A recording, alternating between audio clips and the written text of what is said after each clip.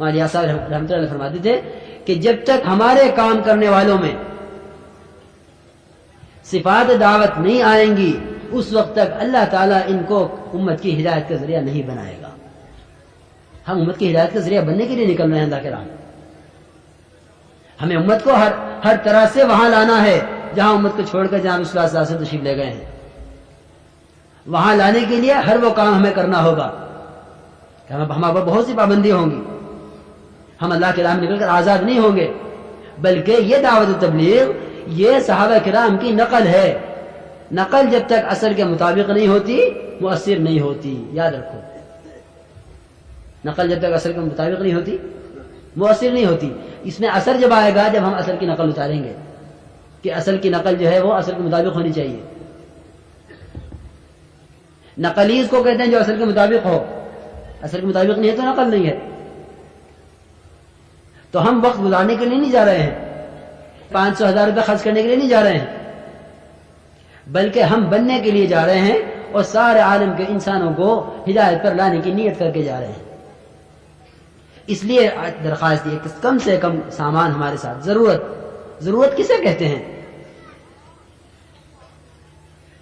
ایک بہت بڑا تاجر ٹرین سے سفر کر رہا ہو، آپ دیکھیں اس کے ساتھ کوئی نہیں ہے، اکیلا آدمی ہے. جتنا ساز و سامان گھر میں تھا اس کے مقابلے میں تجارت کے سفر پہ جا رہا ہے. کوشش میں ہے کہ میرے پاس کم سے کم سامان، کیونکہ مجھے اٹھانا ہے، مجھے اٹھا کے چلنا ہے. اس کو تو اٹھا کر صرف ہوٹل تک جانا ہے. اس کو گلی گلی، محلہ، کوچا، گھر، اس سے ملنا، اس سے ملنا، اس سے ملاقات، اس سے ملاقات، اس کو انفرادی دعوت، اس کو انفرادی دعوت، اس کو بس اس کے اعمال پر رغبت دلانی ہے، اس کو تیار کرنا ہے. اس کا یہ کام ہے. وہ تو تاجر ہے، جا کر ہوٹل میں ٹھہرے گا، سامان رکھے گا اور پھرے گا. ہمیں ہر جگہ جانا ہے، ہمیں ہر ایک سے ملاقات کرنی ہے. تو داعی کا سامان اتنا ہونا چاہیے جس کو یہ اٹھا کر چل سکے. اور دوسری بات میرے عزیز دوستو یہ ہے کہ اللہ کے راہ میں نکل کر ہمیں سیاسی باتوں سے بچنا ہے، کیونکہ سیاسی باتیں واحد وہ باتیں ہیں جو ایمان میں ضعف لاتی ہیں. یاد رکھو، کیونکہ سیاست میں سب سے پہلی بات یہ کہنی ہوتی ہے کہ یہ کام فلاں صاحب نے کیا ہے. اسی کو شرک کہتے ہیں، خدا کی قسم اسی کا نام شرک ہے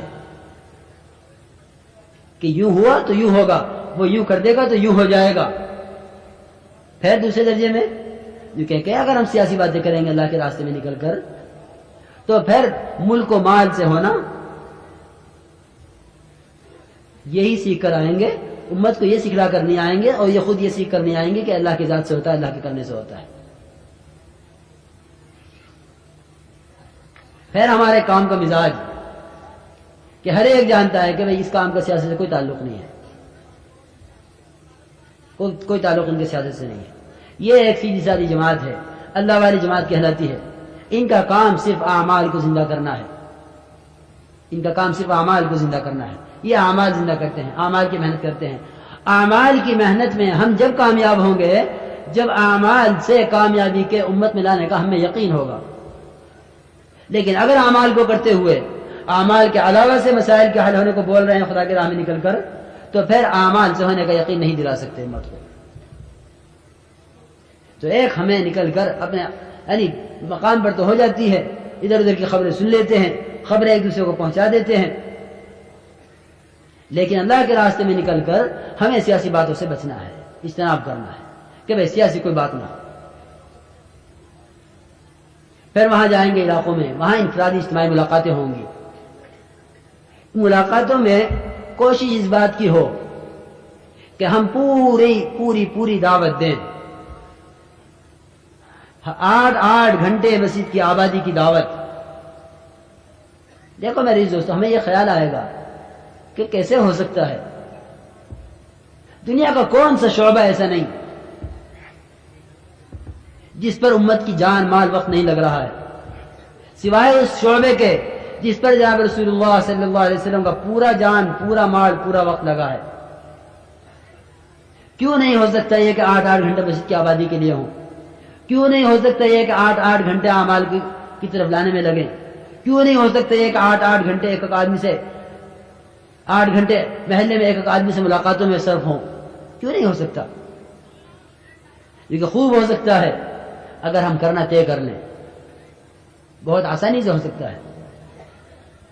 آخر امت کا وقت کہیں تو لگ رہا ہے، کہیں تو امت کا وقت لگ رہا ہے، کیونکہ امت کا وقت لگے اب امت کو، جب امت مسائل کے حل کا یقین کرے گی اس کام کے ذریعے سے، تب اس کام کی قربانی بڑھے گی۔ ورنہ اگر ہمارا چلنا پھرنا عادتاً ہے اور ہماری یہ ساری دوڑ دھوپ عادتاً ہے اور ہمیں اس کام کے ذریعے سے نہیں ہے، تو ہماری دعوت میں کمی آئے گی، ہمارے اوقات میں کمی آئے گی، ہمارے جان مال اس کام میں لگانے میں کمی آئے گی۔ کہ 5 منٹ تعلیم کر لو، 1.5 گھنٹہ کرنا کیا ضروری ہے؟ کیونکہ تعلیم کے عمل کے طور پہ کیا جا رہا ہے، تو اگر 5 منٹ بھی تعلیم ہو گئی تو تعلیم کا عمل ہو گیا، اگر 5 منٹ بھی گشت ہو گیا تو گشت ہو گیا۔ نہیں میرے عزیز دوستو، اصل میں اعمال دعوت کی تکمیل کرنا ہے، اعمال دعوت کو مکمل کرنا ہے۔ صحابہ کرام نے اس کو مکمل کیا ہے، اور مکمل کس طرح کیا ہے کہ وہ اس کے ہو کر رہے، اسی کے ہو کر رہے۔ صحابہ کرام اس کام کے ہو کر رہے کہ جس وقت کا جو تقاضا ہوگا پورا کریں گے۔ اب سیکھنے کا ہے، اب سکھلانے کا ہے، اب خدمت کا ہے، اب ملاقات، اب انفرادی دعوت کا ہے، اب اجتماعی دعوت کا ہے، اب اندر کا ہے، اب باہر کا ہے۔ لیکن مستقل تقاضوں کے درمیان رہتے تھے وہ، بلکہ یہ کہہ دیا جائے کہ 13 سالہ مکے کی محنت وہ 10 سال تقاضے پورا کرانے کے لیے تھی۔ 13 سالہ مکے کی محنت اور 10 سال تقاضے پورے کرانے ہیں، کہ 13 سال کی مکے کی محنت میں ایسے صحابہ تیار ہوئے جنہوں نے 10 سال میں کوئی تقاضا ضائع نہیں ہونے دیا۔ رجال صدقوا ما عاهدوا الله علیہ، جو کہ ایسے بن کے آئے تھے کہ انصار کو بھی اپنے ساتھ پورا مشغول کر لیا کام کے اندر۔ ایسے بن کے آئے تھے مکے سے کہ جس وقت کا جو تقاضا آ جائے اس تقاضے پر کھڑا ہو جانا ہے۔ اس بنیاد پر آئے تھے، کہاں کے گھنٹے 2.5 گھنٹے، اور کہاں کے 3 دن اور سال کے چلہ اور 4 مہینے، یہ کچھ نہیں تھی ترتیب۔ یہ ترتیب تو عمل پر لانے کے لیے ہے، یہ ترتیب تو کام سکھلانے کے لیے ہے۔ کسی کام کے سیکھنے کا کورس ہوتا ہے، کرنے کا کورس نہیں ہوا کرتا۔ کسی کام کے سیکھنے کا نصاب ہوا کرتا ہے، کرنے کا نصاب نہیں ہوا کرتا۔ ڈاکٹری کا نصاب ہے، ڈاکٹر کا نصاب نہیں ہے۔ تجارت کا نصاب ہے، تاجر کا کوئی نصاب نہیں ہے۔ ملازم کا نصاب ہے، ملازم کا نصاب ہے، ملازمت کا کوئی نصاب نہیں ہے۔ وزارت کے سیکھنے کا نصاب ہے، وزیر کا کوئی نصاب نہیں ہے۔ کسے کام کرنا ہے؟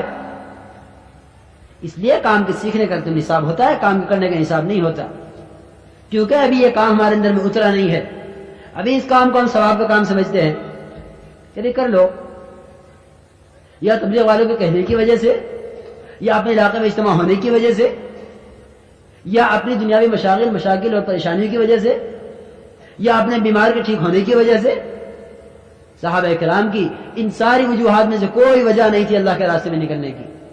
ہر ایک کے دل میں یہ بات بیٹھ گئی تھی کہ میں ساری امت کے لیے ہوں اور ساری امت میرے ذمہ ہے۔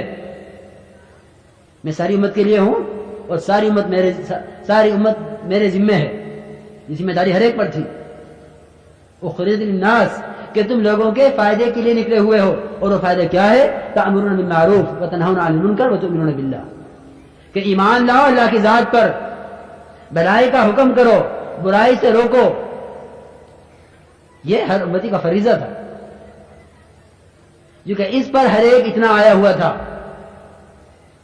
اس پر ہر ایک اتنا آیا ہوا تھا کہ ممکن نہیں تھا کہ مسجد وار جماعت کا کوئی ساتھی ہو